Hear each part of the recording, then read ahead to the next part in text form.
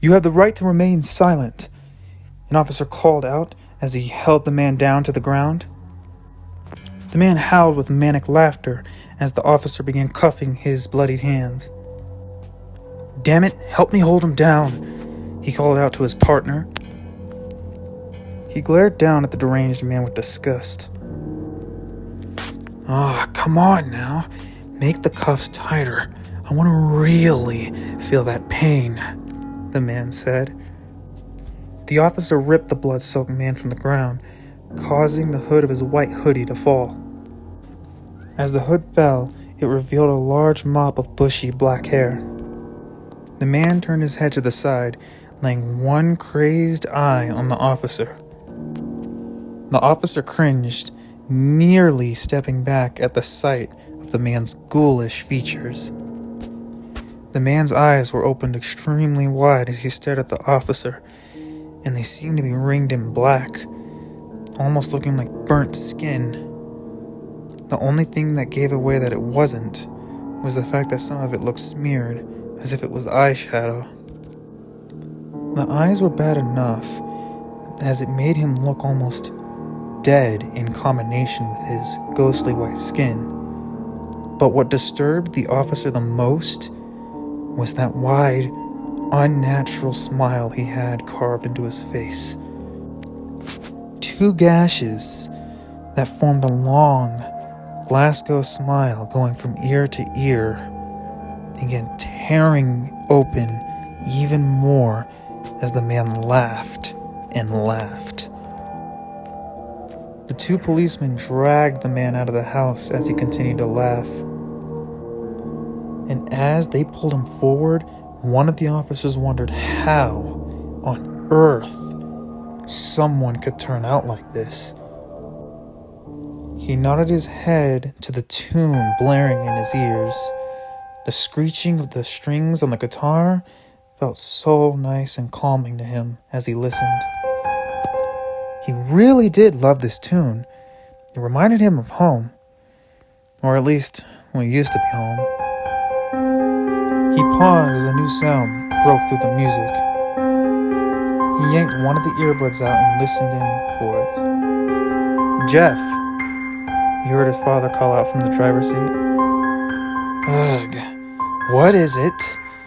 Jeff asked irritably, switching his purple eyes from the window to his father. "Well, first of all, you're gonna start saying yes sir when you're talking to me, young man.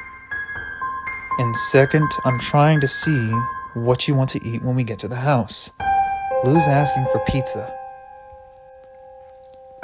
Jeff's father tapped a finger on the steering wheel as he waited expectantly. Jeff sighed. "Ugh, yes, pizza's fine." He looked up at his father. "Sir," he finished with a smirk. "Ugh, kids these days," Jeff's father said. "No respect, I swear." Jeff's mother gently placed her hand onto his father's shoulder. "Just relax, Peter. I'm sure everything will get better over time." Peter scoffed. "Yeah, as if that wasn't what you said last time we moved, Margaret." "Look, I only want what's best for the boys. It doesn't help that one of them has so many blackouts or episodes or whatever the hell you want to call them so consistently." Margaret glared at Peter.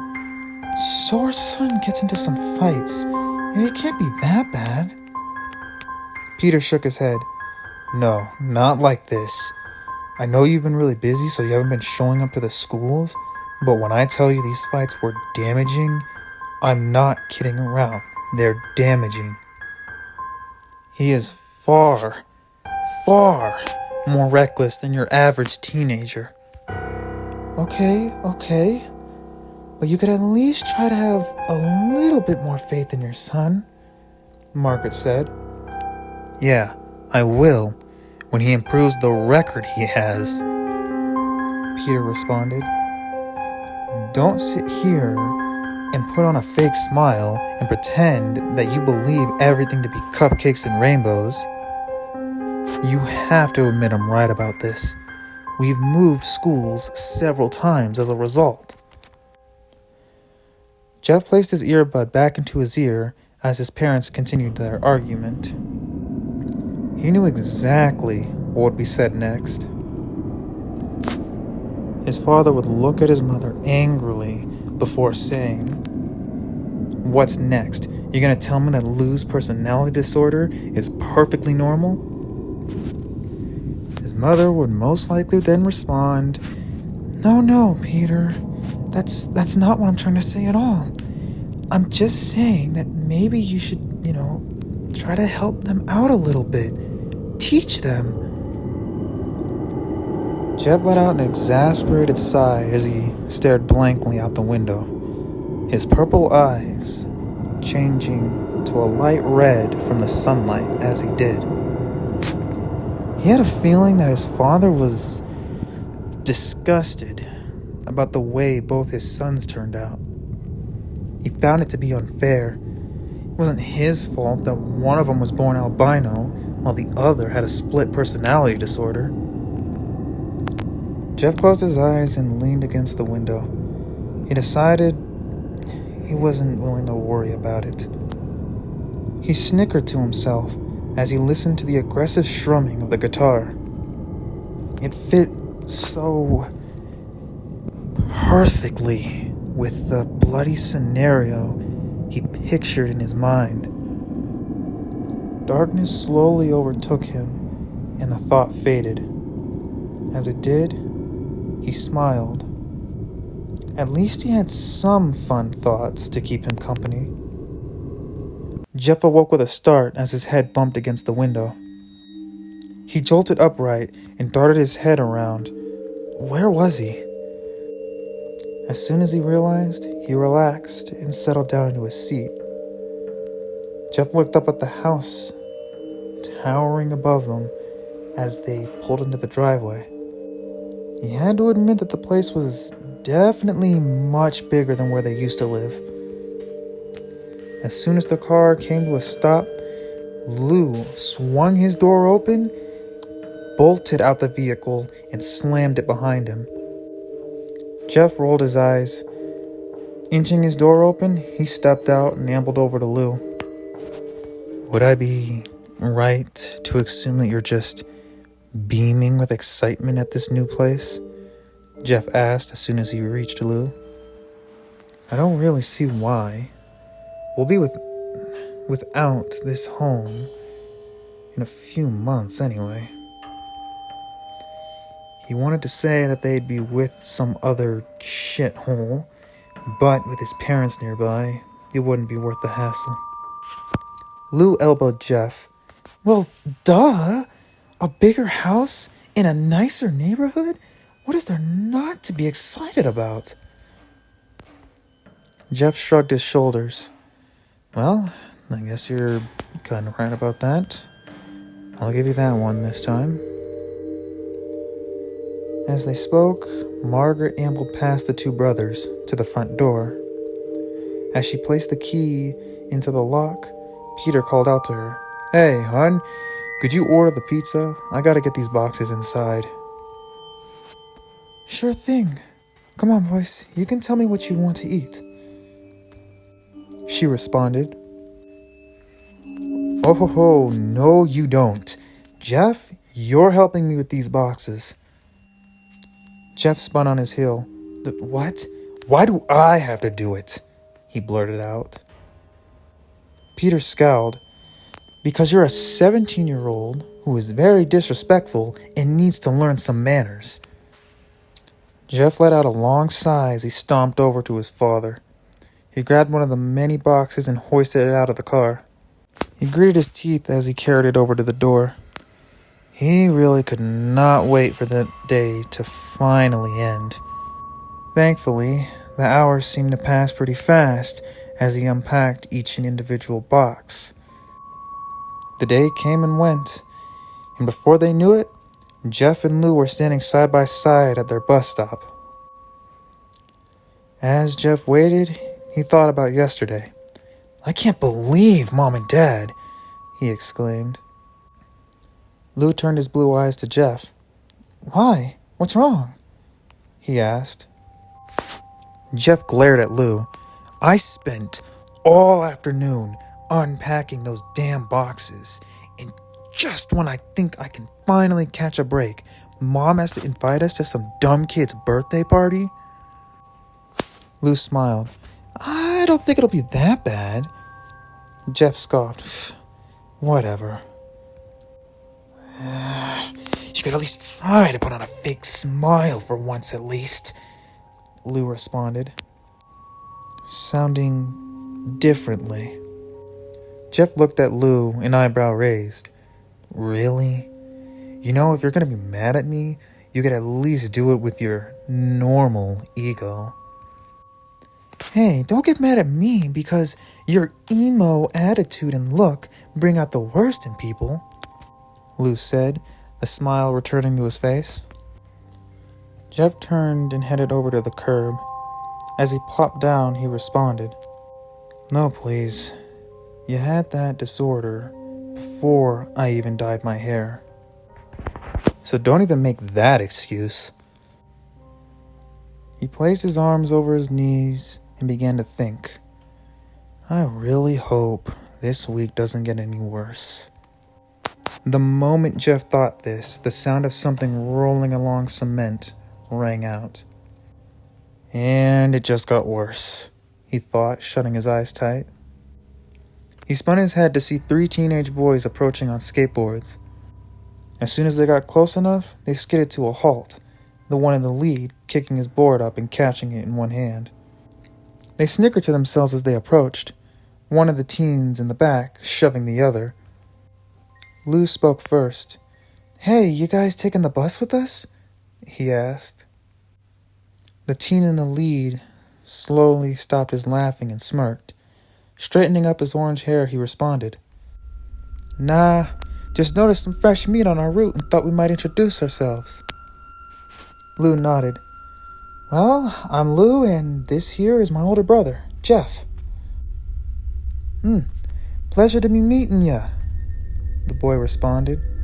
I'm Randy, and this here, he pointed his thumb to the teen on his right, is Keith. Jeff examined the one he now knew to be Keith, his eyes changing from their usual purple to red in the light. The kid was skinny, like really skinny. Jeff thought he could snap his bones like twigs with such ease. He snickered at the thought. And the other one, Randy pointed to the kid on his left, is Troy. Jeff switched his gaze to the one that he now knew to be Troy. Talk about a tub of lard, Jeff thought to himself as he looked at the round belly of the teenager. He honestly looked as if he'd tried to get his hands on whatever food he could get his chubby hands on. Jeff snickered even more as he thought about Troy now. The boy looked as if he could burst at any moment. Jeff's snickering turned to low laughter as he thought about the mess that the boy's body would leave behind. The blood, the gore. Oh, it would be too great to miss. What are you laughing at? Randy asked. Oh, nothing much, Jeff responded. You all just look so perfect when smothered in blood. His smile widened at the thought. The hell kind of thought is that? Randy said. You got a problem or something, Hot Topic? Because if so, we can settle it right here. Jeff stood up. He did have a problem. Quite a few of them, in fact. But at the top of this long list of problems was the fact that he hadn't had something or someone to take his anger out on. Not in a while. Lou grabbed a hold of Jeff's shoulder. Are you really gonna start another fight, man? He asked nervously. You heard what Dad said yesterday. He's clearly getting sick of it. He's starting to call them blackouts and episodes now. Jeff shrugged him off. Who honestly cares what Dad thinks? As far as I'm concerned, He more than likely wishes he had different sons anyway. And besides, this is fun. But this is what got us kicked out of the last school, Lou said. But Jeff didn't hear him. He rushed forward and punched Randy right in the face, causing him to stumble backward. Randy clutched his nose. As soon as he recovered, he pulled his hand away, staring wide-eyed at the blood. This was exactly what Jeff wanted to see. Randy stared daggers at Jeff. "Oh, you annoying son of a..." He rushed forward, grasping a hold of Jeff and slamming him down to the ground. Randy began laying blow after blow after blow onto Jeff, who laughed with every strike. His laughter only grew more and more with every jolt of pain that went through his head, and especially at the sight of Randy's anger beginning to increase as time went on. Yes, the pain, the blood, the frustration, it all felt so good to him. Jeff suddenly gripped the collar of Randy's shirt, pulling him down and headbutting him right in the nose. The two of them then rolled from the sidewalk to the grass as they continued their brawl. As soon as Jeff was on top, he began smashing his fist into Randy's skull over and over and over again and again. His laughter switched to full-on cackling as he did this. Suddenly, Jeff felt someone pulling him off. "Jesus Christ," a deep voice said. "My God, get him off," another higher-pitched one responded. Jeff laughed and laughed as he struggled against the two boys holding him back. "Jeff, stop." Jeff came to his senses as Lou called his name. The sound of a truck engine, that's what he thought it was, rang out into his ear. His mind finally cleared, and he broke free from Keith and Troy's grip and began rushing down the road. "Hey, wait up!" Lou called out from behind him, but Jeff continued sprinting, all the while still snickering to himself. He knew he would definitely be paying for this later, but man, did it feel good. It may have just been a small taste, but it was enough to get him excited for more.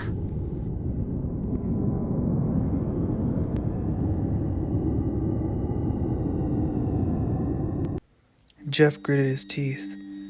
"That feels really good," he thought as he cut once more. He smiled as he stared down at the small streaks of red that marked his arm. Badly he desired more, just one more, but he knew that he couldn't. Not while he was at school. Jeff put his blade back into his pocket and then grabbed some toilet paper. Quickly, he began wiping down his arm, attempting to clean up as much as he could. When he finished, he rolled his sleeves down, wincing at the sharp pain. This only made him smile wider as he walked out the bathroom stall. As Jeff ambled down the hall, his eyes darted around. Only a few days had passed since his altercation with Randy. He was surprised that he hadn't gotten into any trouble yet. He snickered as he thought back on that day. It felt almost weird, that paranoia mixed in with that glee he felt from beating Randy senselessly. He kinda liked it. That was the last thought he had before he entered his next class. The days seemed to drag on with every new class, each teacher more boring than the last. Jeff let out a sigh of relief as he finally exited the building, ready to head home. As Jeff waited at the spot him and Lou had agreed upon, he gazed baffled at the phrase written in marker. Written on a metal pole was the sentence, "RTK was here." Jeff had no idea what that meant, and honestly he didn't care. He just wanted to get home. He looked around, still not seeing any sign of Lou. Jeff wondered what on earth could be taking him so long this time. He let out a heavy sigh and decided that now would probably be an okay time to just let his mind wander for a bit. Jeff leaned his head against the pole, squinting as the sun hit his eyes, making them look red.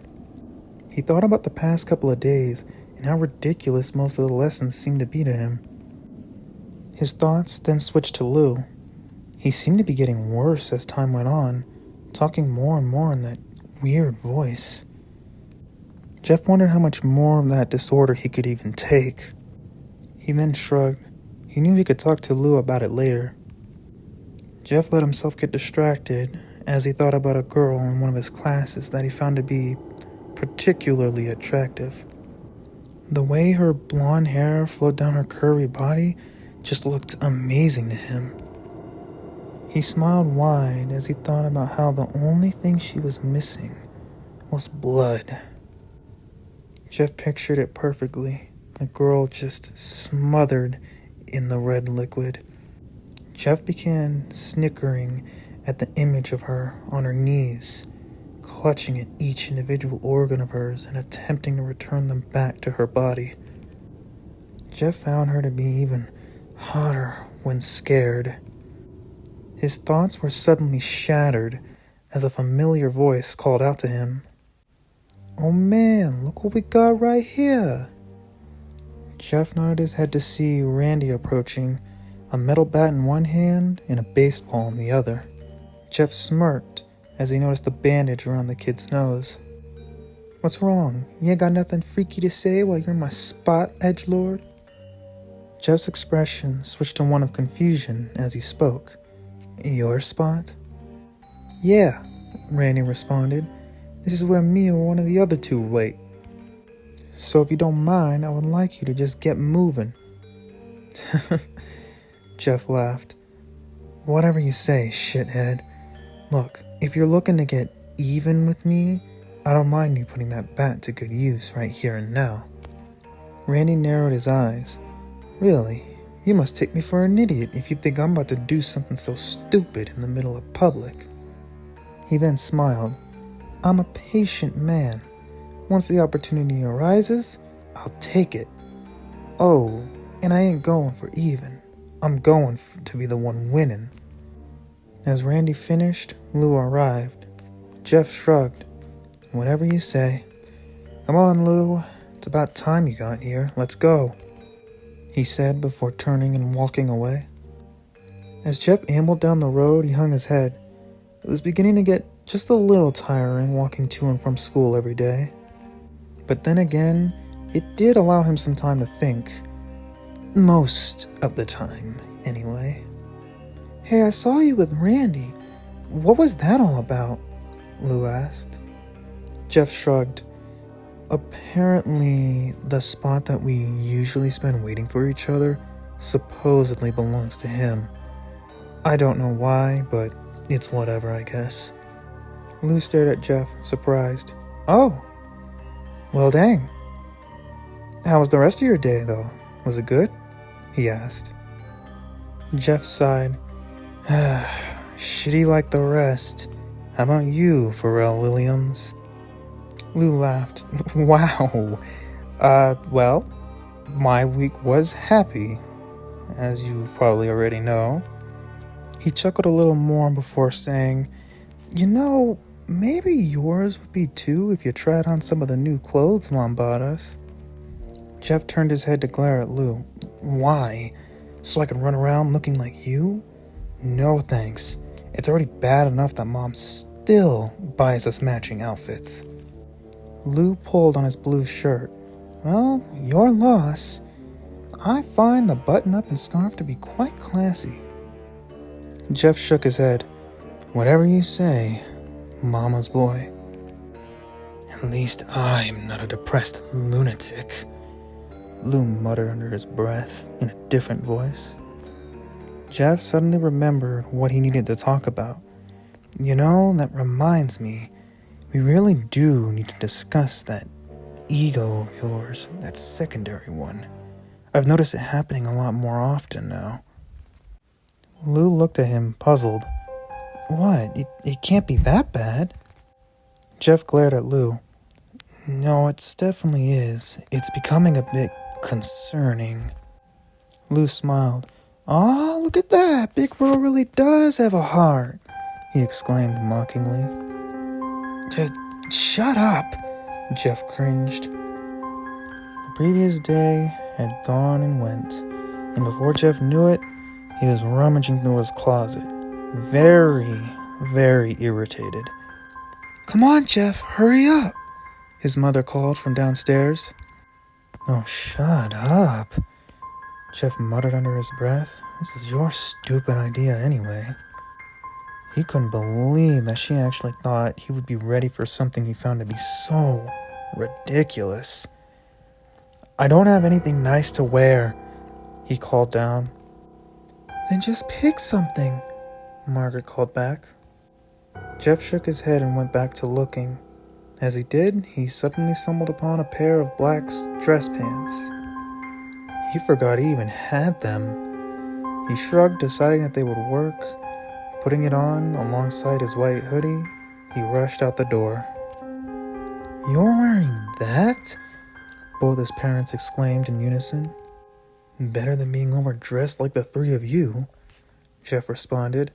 I'm not wearing a suit, dress, or, heaven forbid, that blue button-up. Margaret sighed. All right. She looked down at her watch. I think Barbara's gotten things started now, so let's just get going, okay? Jeff's head drooped as he followed his family across the street. Peter looked back at him. Hey, he said, head up, champ. You're about to have some new interactions, and I want you to at least enjoy it, okay? Jeff shrugged and muttered a sinful, They soon arrived at the door, Margaret knocking on it. After some time, the door was opened, revealing a lady with short, dirty blonde hair, smiling. Jeff recognized her from a little while ago. She was Barbara, and just like the rest of his family, she was overdressed. Ah, the Woods family. Please do come on in, she said. The family entered the house. As they did, Barbara continued. Oh, the kids are out in the yard. You two boys should go and meet them. They're quite exciting to be around. At this, Lou rushed to the back door, Jeff following just behind him, shaking his head. Such a child, he said. As Jeff exited the house, he stared out into the backyard. It's like a Toys R Us out here, he thought to himself as he watched a kid run by, pointing a plastic gun at another. Jeff took another step forward, his eyes changing from purple to red as the sunlight hit him. He gazed over to see Lou on the other end of the yard, chasing a little kid. Jeff thought he looked rather goofy with that large cowboy hat on his head. Jeff gritted his teeth as a kid rushed past him, letting out a high-pitched wail of excitement. He felt a bit irritated. It really was too noisy out here. Jeff's irritation switched to slight satisfaction as his mind wandered.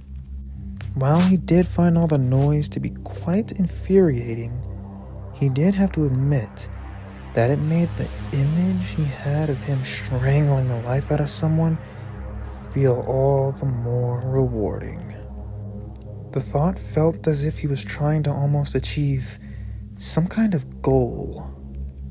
He laughed a little as he pictured the person staring up at him, their eyes full of nothing but terror as they clenched his wrists, practically pleading for him to stop.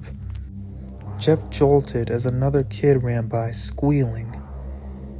He felt very irritated as the thought was now lost. He needed somewhere else to think, somewhere more quiet. But where? Jeff looked around, his eyes landing on the woods behind the fence. That'll do, he thought. He rushed over to the fence, then after looking over his shoulder to make sure that nobody was watching, he climbed over it. Jeff grunted as he landed with a thud on the other side. He turned his head back, expecting someone to call out his name, but nothing happened. When he realized that it was safe, he got up and ambled into the woods. As Jeff walked deeper, he let out a sigh of relief. Finally, quiet, he said. He soon stumbled upon a small clearing with a large tree in the middle of it. Jeff halted, tilting his head to the side. He stared curiously at the piece of paper nailed to the bark.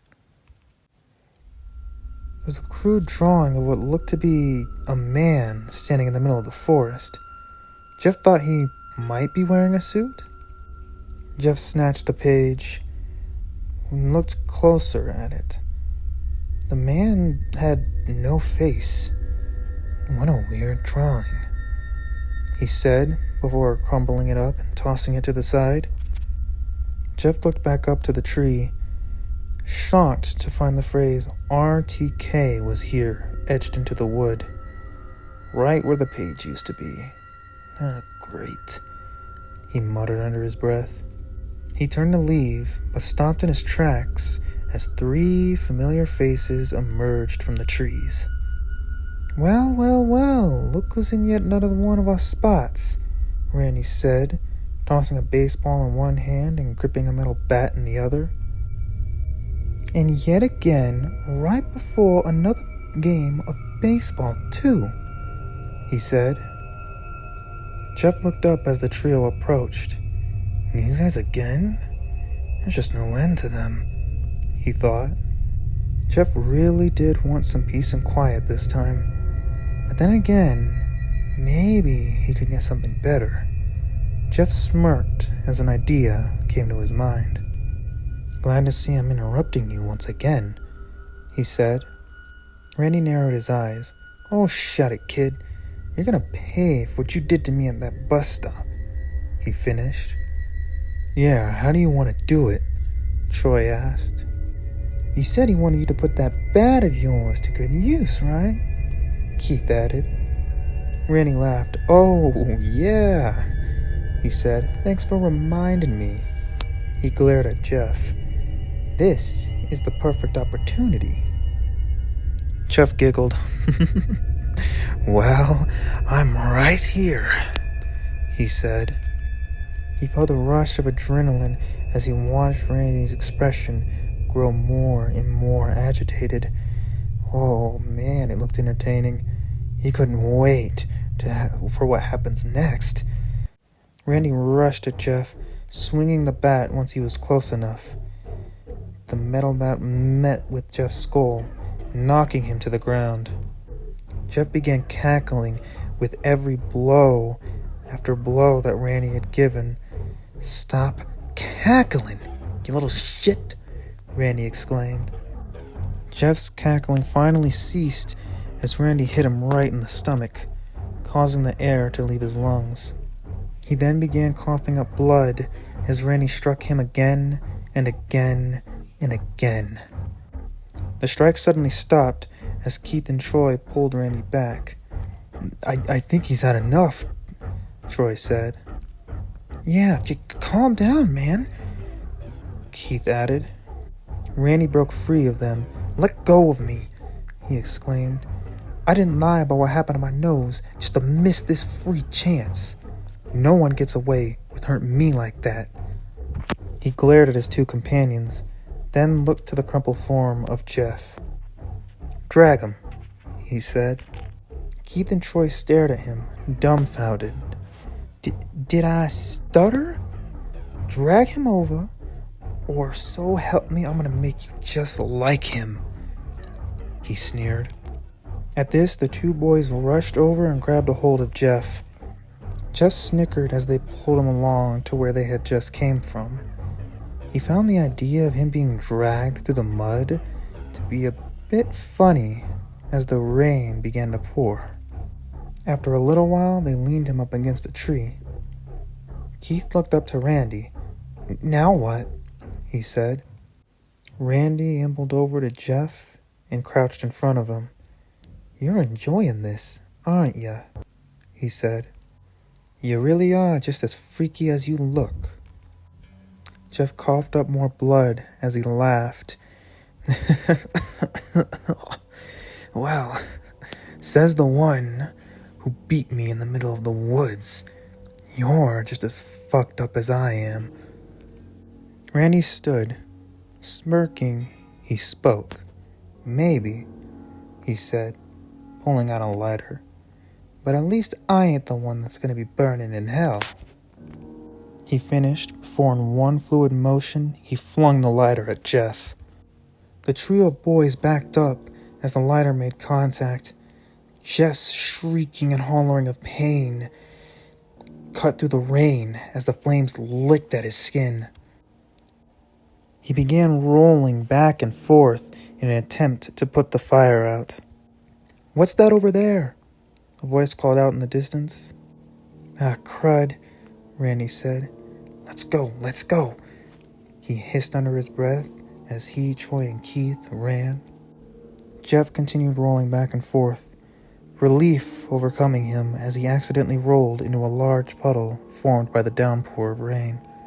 A few seconds later, he emerged, coughing and spluttering. As he laid there, he heard numerous footsteps around him. Jeff felt strangely angry, yet happy at the same time as he heard all the adults speak. "Is that your son?" said one. "Oh, God, what happened to him?" said another. "Oh, no. Oh, my baby boy," said his mother. Jeff felt someone pick him up. As he was carried away, he thought he could make out some of the words they were saying, but he wasn't sure. Some sounded angry, others confused, and some a bit caring. But Jeff didn't care. The only thought in his mind was how he really wanted to meet Randy again. But next time, he would be the one to have fun.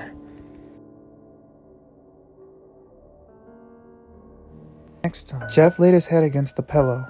Shutting his eyes tight, he thought about that day back in the forest. The screaming, the burning, the absolute agony that he felt as he was lit ablaze. He had never experienced such pain before. Jeff peeked his eyes open, their color that of a bright red from the hospital lights, as he looked around his room. He snickered to himself as his eyes landed on Lou, who sat snoring in a nearby chair. As he stared at Lou, more memories came flooding back. It had been a few weeks since Jeff's first day in the hospital. He still remembered the conversation his parents had. "Do you think he's even gonna make it?" Margaret fretted. Peter sighed. "Honestly, I'm not sure. I've seen him get into quite a bit of trouble before, but he's never gotten this injured." The room went silent for a little while before Peter continued. "But let's try to have a little bit of faith in our boy that he'll survive." "What if something goes wrong? I could never live with myself," Margaret asked. "He'll be fine, damn it," Peter snapped. He cringed before responding again. "Sorry. He'll be fine," he said more calmly. He cheered up a little as he continued. "Remember that accident a couple of years ago with that science project?" "This isn't the time to be mentioning that," Margaret said. "But it is," Peter responded. "It's a reminder of how lucky our son can be at times." He chuckled a little as he continued. "Well, that, or he's very clever. Even I don't know how he managed to create an acidic liquid, let alone avoid getting any of it on himself after slipping in the bathroom." Jeff remembered laying there quietly, the thought of smiling plaguing his mind throughout the entire conversation. but he knew he couldn't. Not yet. Though Jeff loved how much stress he was causing, it wasn't enough. He craved more. "Tell you what," Peter began, "we can make a plan for the boys when this is all over. I've already got something in mind. Is that fine with you?" he asked. Jeff listened with curiosity, waiting impatiently for his mother's response. "Come on, I need another opinion here, especially now that Jeff and Lou's conditions are worsening." Jeff's snickering switched to low laughter as he thought back on that day. The desperation in his father's voice was very evident and very enjoyable to listen to. Jeff felt his excitement grow as he realized that today was supposed to be the last day in this wretched place. He couldn't wait to get home. He wanted so badly to recreate that feeling he had once more. That pain mixed in with that pleasure from physical conflict. Oh, it was too good. He just had to have it again. Night had fallen by the time Jeff had exited the hospital doors, a smile plastered across his face the whole time. He giggled to himself as he stared out the window of his father's car.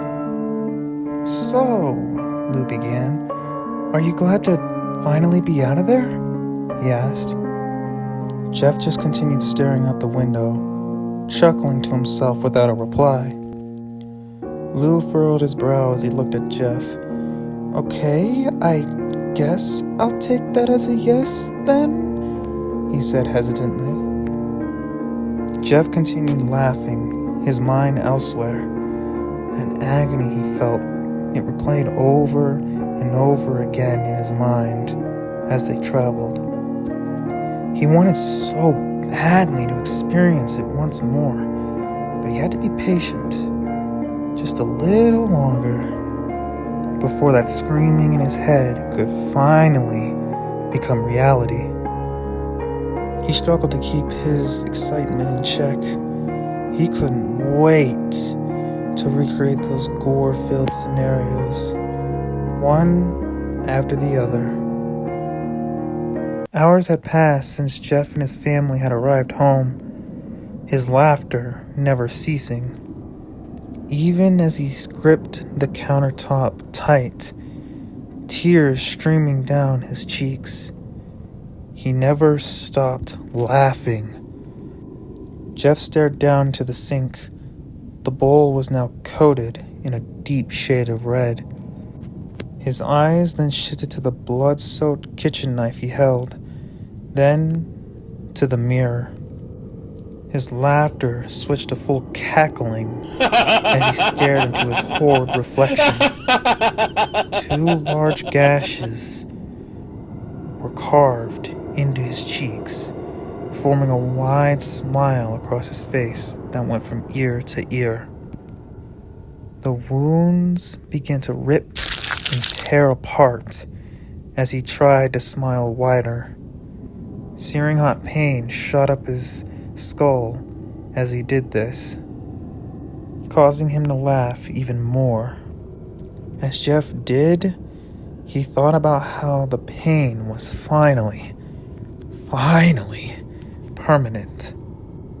He jolted as a loud shriek cut through his thoughts. Jeff spun on his heel to see his mom staring at him, her expression one of shock.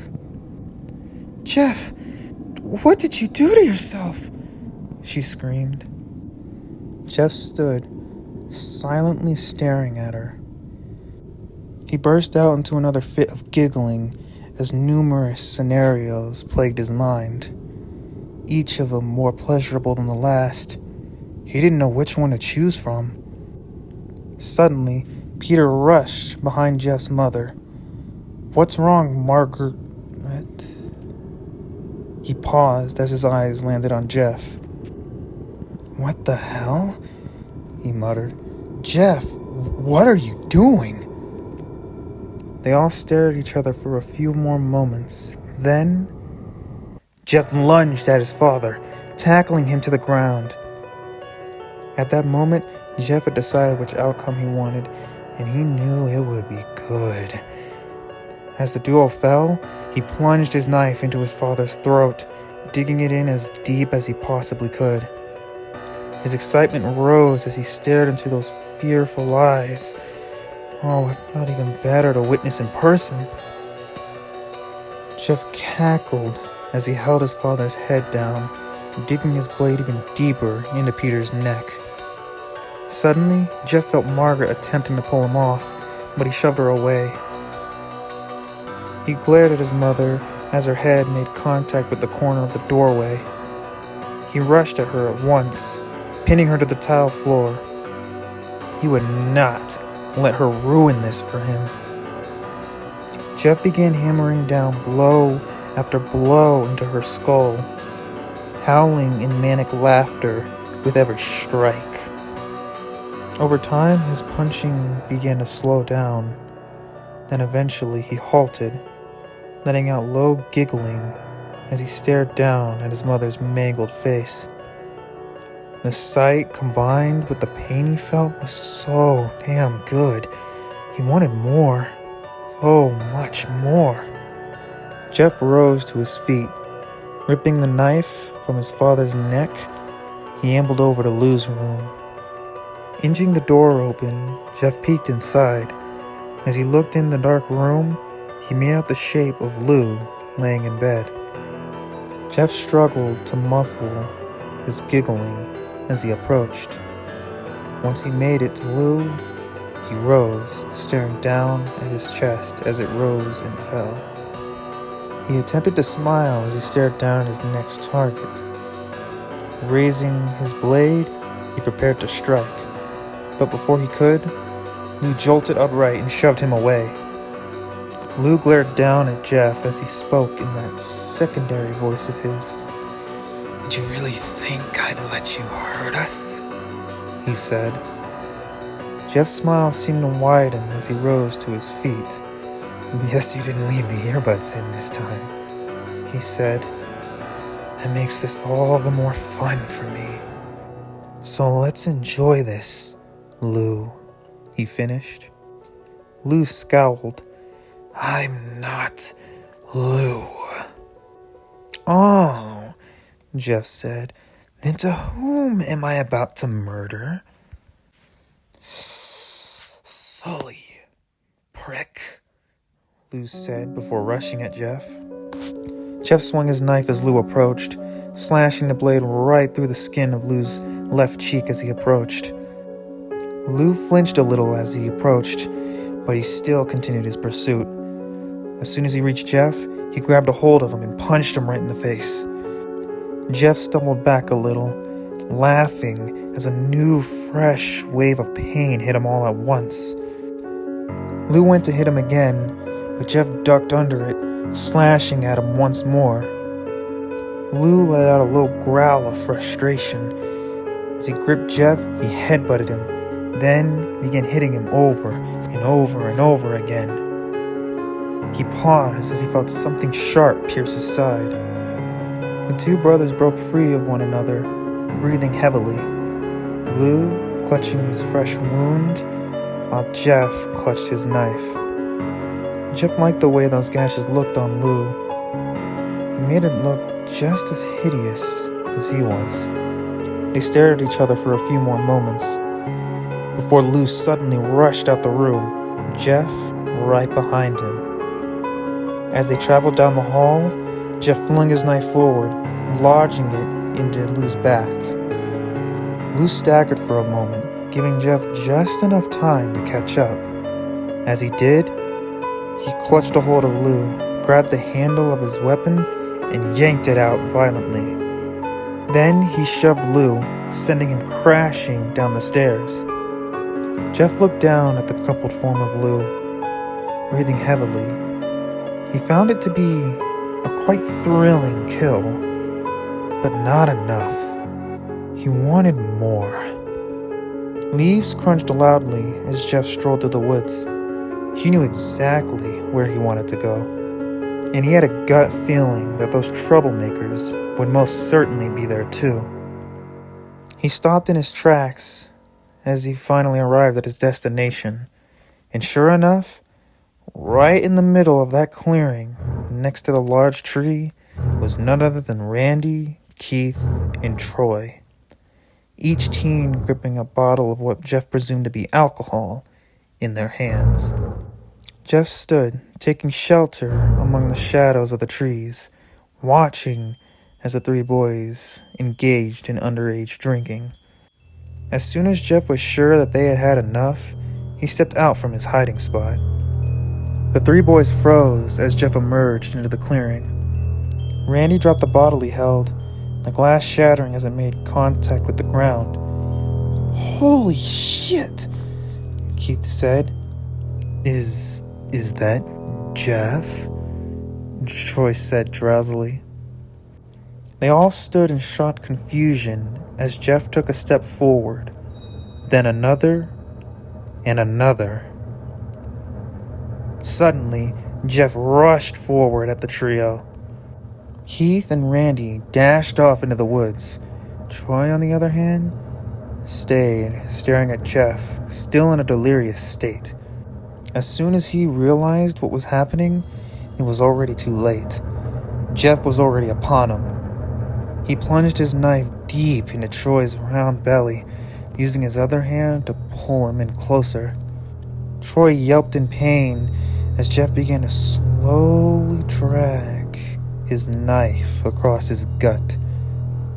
Troy's shrieks of pain only increased as he felt the flesh around his stomach split open more and more. All the while, Jeff giggled, happy with his progress. Suddenly, Jeff pushed against Troy, shoving him against a large tree. Bits of intestine fell out as Troy stumbled backward, sliding down the bark. Troy sat there, staring wide-eyed at his wide-open stomach. Jeff giggled more and more as Troy's head tilted up to stare at him. He loved the fear, the desperation that shone in his eyes. Jeff couldn't get enough of it. His cackling continued, even as Troy's life began to fade from his eyes. Jeff turned and fled in the direction that he noticed Keith and Randy run off to. Jeff giggled to himself as he stared into the glass. There those two were, standing in the living room, right in plain sight. Easy for anyone to find. Jeff found it to be quite entertaining as he watched Randy shriek at somebody into his phone, Keith's eyes darting wildly around. Jeff's joy shot up as Keith finally noticed him. Now was his time. He smashed through the glass, the two boys screaming as Jeff crawled inside. As soon as he was inside, Jeff darted at them. Randy grabbed a hold of Keith. "What the hell are you doing?" Keith exclaimed. Randy suddenly shoved him forward. Keith staggered right into Jeff's arms. As he did, Jeff took out his knife and jabbed it right into Keith's chest. He stared at Keith, his eyes wide and filled with nothing but pleasure as he watched the boy begin to cough up blood. He twisted the blade against Keith's ribs. Then he shoved him to the side. Though he wanted to play a little bit longer, he knew he couldn't, as he had someone else he needed to catch. Jeff's gaze lingered on Randy, who was currently making his way for the back door. Immediately, he bolted after him. "Oh, you're not getting away from me this time," he exclaimed as he tackled Randy to the ground. Jeff raised his kitchen knife.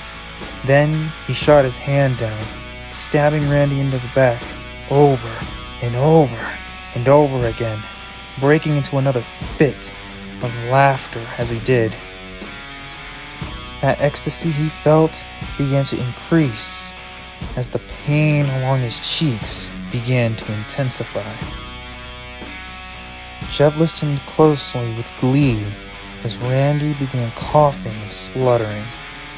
He giggled more as he watched that precious red liquid he loved so much splatter over the floor in front of him. Looks like you've had enough, he said, leaning forward. Jeff gripped Randy by the back of the head. Raising his skull, he placed the edge of his blade against Randy's throat. But don't worry, it'll all be over soon, Jeff said. Once you finally go to sleep. Jeff finished before sliding the blade across Randy's neck. He let out a heavy sigh of relief as he listened to that gurgling and choking. It was like music to his ears. Suddenly, the front door burst open. Jesus Christ! One man exclaimed. Take him down, yelled another. You have the right to remain silent, an officer called as he tackled Jeff to the ground. Jeff howled with psychotic laughter as the officer began to cuff his bloodied hands. Come on now. Make the cuffs tighter. I want to really feel that pain. The officer ripped Jeff from the ground, causing the hood of his white hoodie to fall in the process. Jeff turned his head to the side, staring at the officer who cringed at the sight of his ghoulish face. Jeff laughed more and more as he felt his cheeks begin to tear open, releasing more hot pain across his skull. The officers dragged him out the house, disturbed expressions on their faces. All the while, Jeff still continued to cackle. Even as they shoved him in the back of their vehicle, his howls of manic laughter still echoed through the cold night air.